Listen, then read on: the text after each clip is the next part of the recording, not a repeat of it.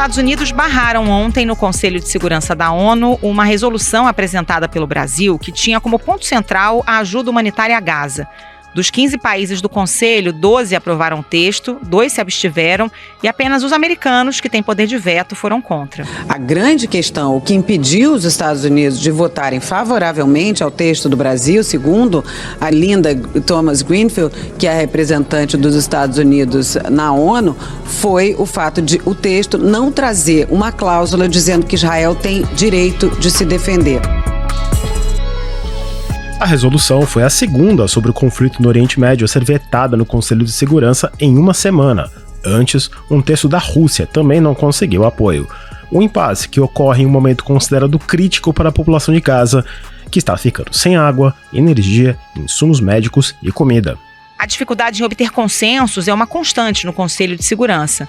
Antes da crise em Gaza, foi a vez da Rússia vetar resoluções sobre a guerra na Ucrânia, iniciada no ano passado, usando um poder garantido apenas aos 5 membros permanentes. Ao ponto de hoje discute o veto dos Estados Unidos à resolução do Brasil sobre a guerra entre Israel e Hamas, e como ele ressalta a dificuldade de obter decisões rápidas em instituições multilaterais. Quem conversa com a gente é Paulo Velasco, professor de Política Internacional da Universidade do Estado do Rio de Janeiro. Ele também fala das chances de reforma em órgãos como o Conselho de Segurança, algo que é defendido pelo Brasil. Eu sou Carolina Moran. Eu sou o Felipe Barini. O Ao Ponto de 19 de outubro de 2023 começa agora. Vem com a gente.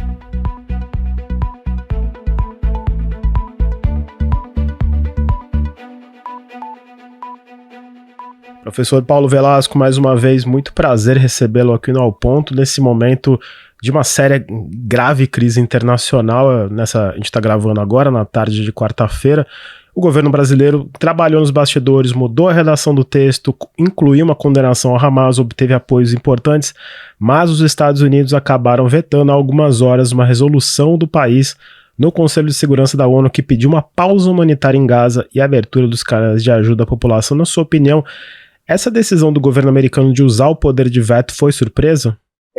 Não chega a surpreender de todo, não, né? A gente conhece as posições dos Estados Unidos no Conselho de Segurança sempre no que tange a Israel, né? Então, o veto norte-americano foi justificado, né, muito no sentido de que não é o momento agora de um cessar-fogo amplo, né? Afinal de contas, isso acabaria limitando ou prejudicando o direito de resposta de Israel, o direito de legítima defesa de Israel, né, que foi atacado em seu território no último dia 7 de outubro. Né? Então, pensando no que é o histórico, né, a recorrência das posições americanas em votações no Conselho de Segurança, né, sempre quando, né, são questões que impactam ou afetam os interesses de Israel, não chega a surpreender tanto. Né? O que de alguma maneira surpreende é justamente o fato de que havia ali, né, muitos pontos que interessavam ao governo americano, que convergem, né, com as defesas e com as afirmações feitas pela Casa Branca, né, mas essa questão especificamente, né, do cessar-fogo imediato, essa pausa humanitária imediata, né, que contraria os interesses americanos, porque, né, na visão deles, prejudicaria a defesa de Israel. Professor, o que a gente pode esperar a partir de agora? Existe a possibilidade de ser proposta uma nova resolução ou essa porta no Conselho de Segurança está fechada? Ele está aberto sempre, né, a novas propostas diante, claro, de um conflito que continua. Né? O papel da ONU no primeiro momento, acionar a diplomacia preventiva para evitar a eclosão de conflitos. Né? Uma vez eclodido o conflito, é papel da ONU, né, de dar esforços, né, todos os esforços necessários, né, para contribuir, né, para uma solução, né, ou um acordo de paz, né, que nesse momento parece uma miragem, mas alguma solução mais paliativa, né, um cessar-fogo. Então, não dá para dizer que a porta foi, em definitivo, fechada nesse tema, mas fica difícil. Né? É até razoável e plausível que se rejeite, né, uma resolução proposta pela Rússia, né, que sequer citava o Hamas. Mas a resolução brasileira foi costurada com muito cuidado, né, como é o papel do Brasil tradicionalmente dentro da ONU. Né? O Brasil ele se afirma tradicionalmente como articulador de consensos. Então, mesmo uma resolução tão ponderada e tão equilibrada, né, tendo sido repelida e rejeitada, né, pelos Estados Unidos, né, com o uso do poder de veto, né, claro que prejudica, né, qualquer outra medida via conselho, mas nunca dá para dizer que a porta foi em definitivo fechada, não. Voltando um pouco àquele ponto do veto americano em questões ligadas a Israel não ser uma coisa nova, ela vem sendo criticada há algumas décadas como sendo uma suposta forma dos Estados Unidos blindarem o que vem como abusos de Israel contra os palestinos. Há muito tempo esse veto, esse novo veto, ele pode ajudar a inflamar ainda mais as ruas árabes que, como a gente tem visto nas últimas horas, elas estão bem, digamos, em chamas, literalmente, depois do ataque ao hospital em Gaza? Felipe, eu acho que uma postura norte-americana, né, que vai cobrar um preço, né, não há dúvida disso, né, eles parecem estar dispostos a pagar esse preço, né, que é um prejuízo à imagem do país no contexto ali do Oriente Médio e do mundo árabe, né? Os Estados Unidos, eles têm aliados e atores importantes, né, no mundo árabe, especialmente a Arábia Saudita, né, mas dialogam bem também com outros países ali, especialmente, né, na área do Golfo Pérsico, né, Bahrein, por exemplo. Eles têm uma base aérea muito importante no Catar. A imagem deles fica muito prejudicada, né, porque eles tentam posar de potenciais mediadores, né, e atuaram, de fato, em algumas mediações importantes, né, ao longo da história, né, a intermediação feita pelo governo Jimmy Carter, por exemplo, nos acordos de Camp David, né, entre Israel e Egito no final dos anos 70, né, o Egito foi o primeiro país a reconhecer Israel, e depois, né, nos anos 90, um papel importantíssimo do governo Bill Clinton em favor aí da intermediação entre Israel e Palestina, que conduziu aos chamados acordos de Oslo, né, de 93 e de 95. Mas eles têm se desgastado, né? Houve um desgaste muito grande em tempos recentes durante o governo Donald Trump, muito grande, né? Porque o governo Donald Trump chancelou medidas de assentamentos judeus na Cisjordânia, isso prejudicou muito, né, a postura dos Estados Unidos, mas ao mesmo tempo os Estados Unidos conseguiram, né, no governo Trump, ao mesmo tempo, né, intermediar diálogos, né, por exemplo, de Israel com Emirados Árabes, com Bahrein, nos chamados Acordos de Abraão, né? Mas agora o momento é um momento de fato de ânimos muito exaltados, né? As ruas, né, de vários países árabes, né, têm sido tomadas por manifestantes, né? Vimos isso inclusive em Beirute, né? Que é de longe, né, o país ali no contexto do mundo árabe com maior abertura para participação cidadã e social, né? Então vimos manifestações importantes ali, né, em Beirute, além de várias outras cidades e países árabes. Então é um prejuízo sim geopolítico à imagem dos Estados Unidos, né, que mais uma vez é visto, né, como um país que chancela, né, medidas tomadas por Israel, né, por mais controversas que sejam, e eu me refiro especialmente, claro, aos abusos, né, que estão sendo cometidos nessa contraofensiva do país, né, enfim, com violação de preceitos básicos do direito internacional humanitário. Então havia um clamor geral, né, por um cessar-fogo imediato, né, uma pausa humanitária, né, um cessar-fogo humanitário, são muitos termos semelhantes, né, e a oposição e o veto americano certamente prejudicam a imagem de Israel na região, né, muito claramente. Não por acaso a Arábia Saudita interrompeu, né, qualquer diálogo com Israel que vinha sendo costurado, mas também, né, uma repulsa aos Estados Unidos, né, por isso vários países, né, inclusive o Egito, né, a Jordânia, cancelaram a viagem que o Biden faria a esses territórios. A Rússia chegou a ter uma resolução vetada no começo da semana, né? E sugeriu que Estados Unidos e aliados teriam responsabilidade pelas mortes em Gaza, inclusive no bombardeio do hospital, por não aceitarem a proposta de cessar fogo. Esse novo veto, uma resolução sobre a suspensão dos combates, dá mais combustível a Moscou nesse discurso contra o Ocidente? Sem dúvida que dá, né? A gente vive já há bastante tempo um mundo marcado por antagonismos, um mundo cada vez mais fraturado, dividido, né? E a Rússia, ela tenta se aproveitar dessas janelas de oportunidade que se abrem, né? E ela encontrou agora uma nova oportunidade para tentar, né, crescer e se projetar geopoliticamente, né, saindo um pouco mais, né, do isolamento que vivia desde o ano passado, quando da invasão da Ucrânia. Já se ofereceu como potencial mediadora, né, entre Hamas e Israel, né, tendo em vista que a Rússia dialoga relativamente bem com os dois lados, né, e agora, claro, né, ela se aproveita desse veto norte-americano, né, para responsabilizar ainda mais os Estados Unidos e o Ocidente, em parte pelos abusos humanitários na contraofensiva israelense ali em Gaza, né? Então sim, né, eu acho que a diplomacia russa, ela tem essa tendência natural, né, de usar o multilateralismo muito a seu favor, né? Já vimos isso nos anos 2000, na década passada, né, muito especialmente ali no período Donald Trump, né, em que os Estados Unidos atuavam muito na contramão do multilateralismo. Então víamos ali por vezes a diplomacia russa defendendo o multilateralismo, né, para divergir dos Estados Unidos, e agora mais uma vez, né, ela vai colocar na conta de Washington, né, inclusive aquela tragédia no hospital, no dia de ontem, né, que ninguém sabe, claro, de onde partiu a autoria, mas boa parte do mundo árabe e a Rússia, né, também, né, ali do espaço eurasiático atribuem a responsabilidade diretamente a Israel, né. Curioso a gente perceber isso, inclusive países árabes que dialogam bem com Israel, atribuem a responsabilidade a Israel, né, e não a Jihad Islâmica, como tentou fazer o governo Netanyahu. Então, sim, né, a Rússia já está se aproveitando, né, disso para tentar colher dividendos, né, e melhorar a sua posição internacional. O Departamento de Estado americano autorizou funcionários não essenciais e seus parentes a deixar a embaixada em Beirute por questões de segurança e alertou cidadãos americanos a evitar viagens ao país. O ataque ao hospital aumentou a tensão entre Israel e os extremistas palestinos. O secretário de Estado americano, Antony Blinken, ligou para o líder da autoridade palestina, Mahmoud Abbas, para oferecer condolências pelas vidas perdidas na explosão. Se a gente seguir aqui no tema da ONU, eu queria aproveitar um pouco esse gancho. Na sua opinião, uma saída para a gente definir essa responsabilidade seria uma investigação internacional de fato no solo. Você vê alguma possibilidade disso acontecer a médio ou a longo prazo?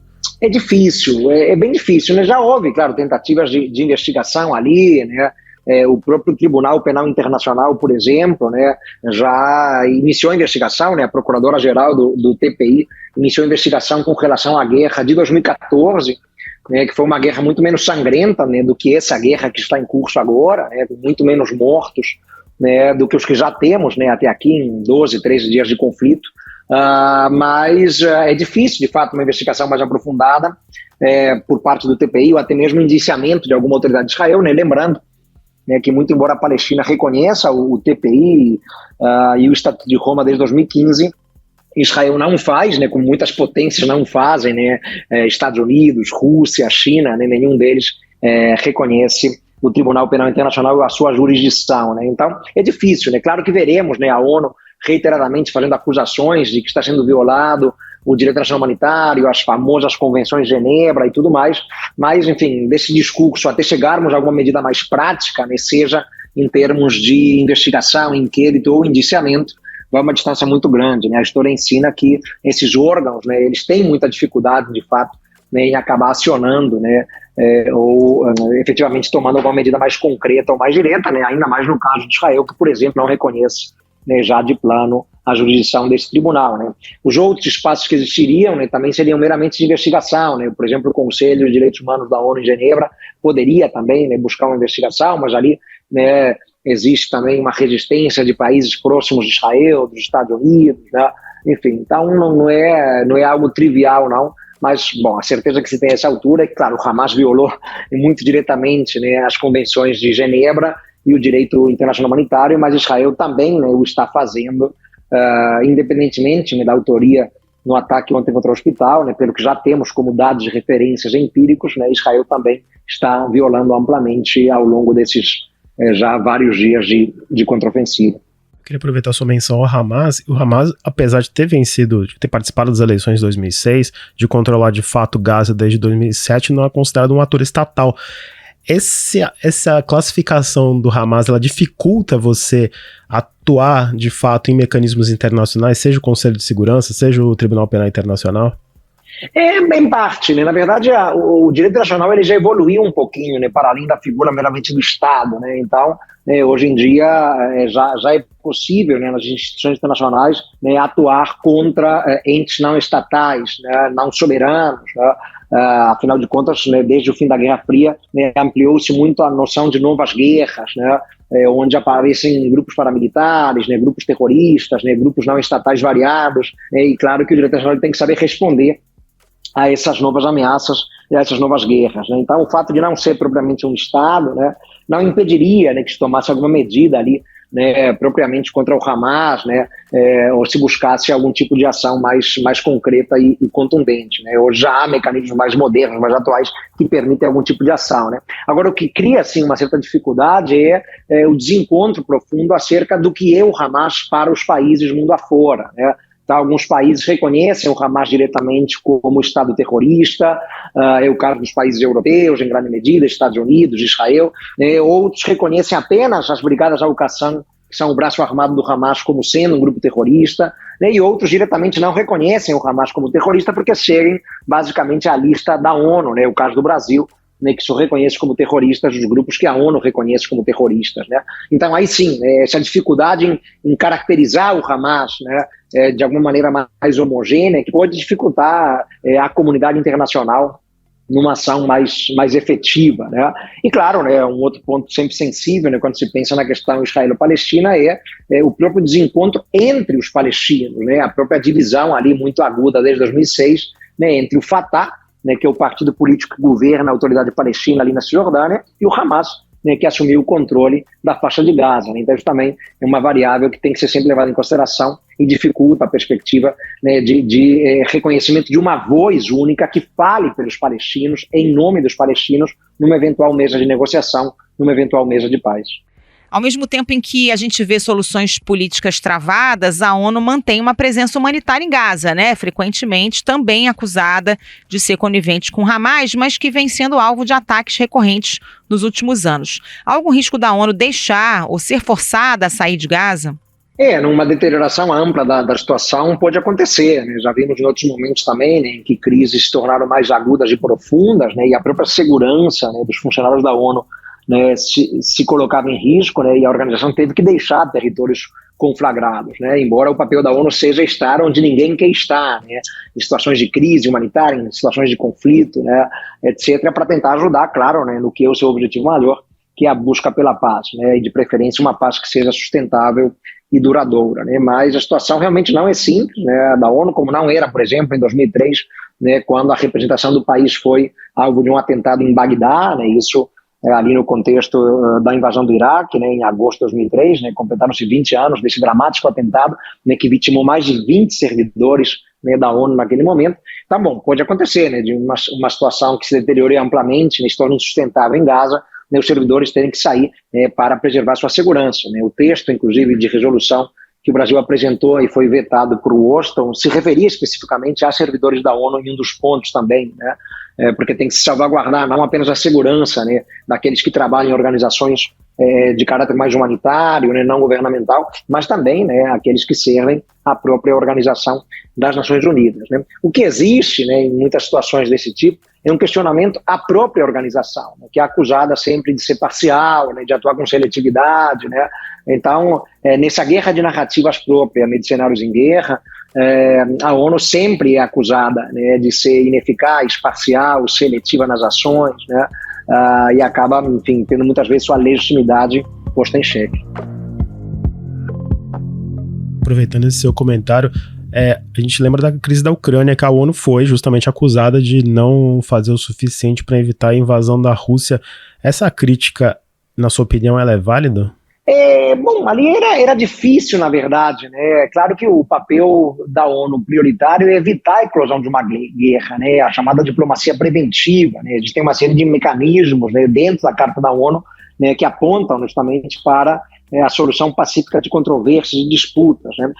E já era sabido, né, na verdade, né, há bastante tempo, eu diria que desde 2014, Felipe, né, quando houve a anexação da Crimeia pela Rússia, né, que a chance, né, de uma invasão do território ucraniano por tropas russas, né, era algo mais do que plausível, né, e quase que certo, né, só não sabia quando. Então, poderia a ONU ter agido preventivamente? Poderia, né, mas aí esbarramos naquela situação mais crítica sempre, né, que as grandes potências têm interesses divergentes e antagônicos, né, que é a paralisia da organização, né. Então, não custa lembrarmos, né, que a Rússia tem poder de veto no Conselho de Segurança e que apenas o Conselho de Segurança, né, pode tomar resoluções de caráter vinculante, né, resoluções mandatórias, né. Então, de alguma maneira, né, já a priori, né, se sabia que numa questão que envolvia interesses russos, né, o Conselho de Segurança e a própria ONU, por consequência, né, não teriam muita utilidade, né. Isso sempre acontecerá, né, e esse tipo de crítica à ONU sempre será feita, né, quando as grandes potências, né, tiverem seus interesses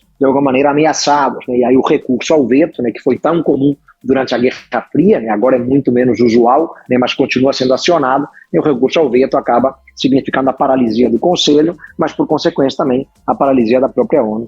que outros órgãos, como a Assembleia Geral, podem fazer diferença em casos como a guerra em Gaza e na guerra na Ucrânia? Inclusive, foram adotadas algumas resoluções desde o início do conflito. Tem alguma chance de fazer diferença? Ou é mais um gesto simbólico sobre como pensam os países das organizações das Nações Unidas? A Assembleia Geral ela é um órgão desprovido, né, de poder vinculante, né, nas suas resoluções. Né? Essa é a grande diferença, né, de um órgão restrito apenas a 15 membros e de um órgão amplamente democrático e representativo, né, do qual fazem parte todos os 193 membros da organização. Né? Então, o papel da Assembleia Geral é, sim, muito sinalizar, né, politicamente, né, as posições dos seus membros, da própria organização, né, mas ela acaba ficando desprovida de um poder mais contundente ou mais concreto de responder ou de reagir a situações em crise. Né? Então, houve, por exemplo, na questão da Ucrânia, a aprovação de resoluções, né, críticas à Federação Russa, à incursão, etc., que, claro, foram aprovadas na Assembleia Geral. Né? Inclusive, houve no ano passado o acionamento, né, da resolução Uniting for Peace, né, uma resolução de 1950 que permite à Assembleia Geral, né, responder a alguma questão que tenha sido objeto de veto no Conselho de Segurança.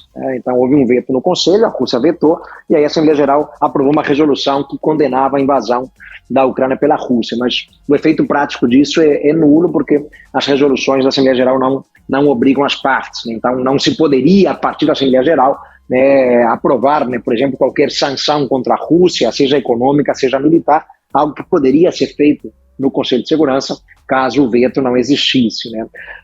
Então, bom, é importante existir a Assembleia Geral pela sua representatividade, né, é um órgão onde todos os países têm o mesmo peso.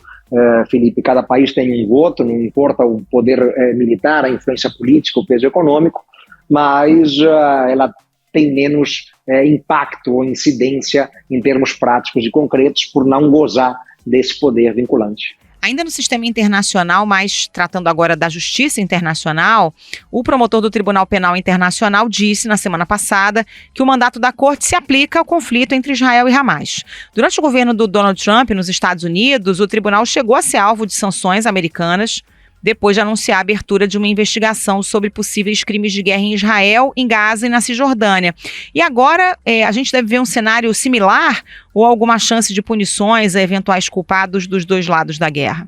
Os Estados Unidos já fizeram isso, inclusive, como você bem lembrou, em tempos recentes, né? Já tentaram deslegitimar o Tribunal Penal Internacional, né? Alegando que ele não teria jurisdição, né? sobre Israel e agentes do Estado de Israel. Né? Muito embora isso seja uma questão um pouco controversa, né? Porque, como eu comentei, em 2015 a Palestina aderiu ao Estatuto de Roma, né? Portanto passou a poder acionar o Tribunal Penal Internacional em sua jurisdição, né? E o entendimento, né, da Procuradoria-Geral do TPI é que os territórios, né, de Jerusalém Oriental, né, Cisjordânia ocupada e faixa de Gaza fazem parte da jurisdição do Estado palestino reconhecido pelo TPI. Né? Então, seria uma jurisdição a qual se aplicaria, assim, né, o poder investigativo do Tribunal Penal Internacional, inclusive um eventual indiciamento, né, de autoridades que nesse espaço jurisdicional da Palestina cometessem crimes de guerra ou crimes contra a humanidade. Né? Mas, claro, que a interpretação de Israel e dos Estados Unidos é contrária, entendem que o Tribunal Penal Internacional não poderia agir, né, no que tange, seja o Estado de Israel, né, ou a autoridade, né? Lembrando que o Tribunal, né, ele tem o poder especificamente de indiciar pessoas, né, não propriamente Estados, mas o entendimento claro, dos Estados Unidos e Israel, de que pessoas ligadas a Israel, né, soldados, né, comandantes militares, né, autoridades governamentais, não poderiam ser alcançadas pelo tribunal, né, pelo fato de Israel, né, não ter assinado o Estatuto de Roma. Né, é uma, né, questão interpretativa. A gente sempre gosta de terminar o episódio com uma pergunta simples para os nossos entrevistados.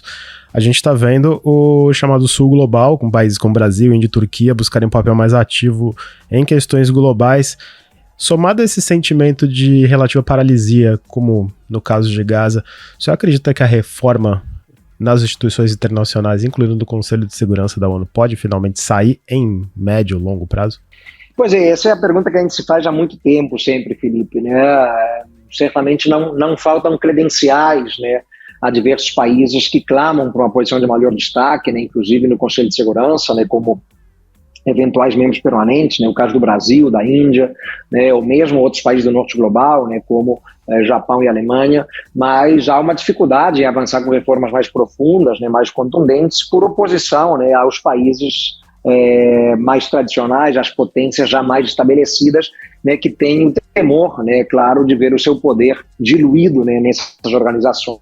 Né. Então, já vimos, né, ao longo das últimas 2 décadas algumas reformas, né, institucionais sendo aprovadas, né, ampliando-se, por exemplo, o poder de voto de países do sul global no Fundo Monetário Internacional, também no Banco Mundial, né, mas especificamente na ONU e no Conselho de Segurança, né, a resistência ela é muito mais veemente. Né. Então, claro que na retórica, né, França, Reino Unido, Estados Unidos, né, defendem a reforma, né, mesmo Rússia e China, mas no plano prático, né, quando deveria se avançar uma discussão sobre o tema, né, sempre surgem as divergências e resistências, e estamos há muito tempo esperando, né, que o Conselho de Segurança finalmente se atualize, né, e reflita melhor a ordem de poder mundial, né, lembrando que em quase 80 anos de ONU, ele se reformou uma única vez na década de 60, né? Então o mundo mudou muito desde então, né? É urgente uma reforma que garanta ao Conselho maior representatividade e, consequentemente, maior legitimidade. Mas as chances, né, respondendo diretamente à tua pergunta,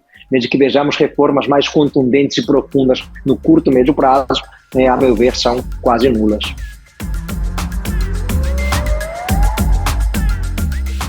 Professor Paulo Velasco, como sempre, muito obrigado pela sua grande participação aqui no Ao Ponto e volte sempre. Obrigada, professor. Um abraço. Um abraço e até a próxima.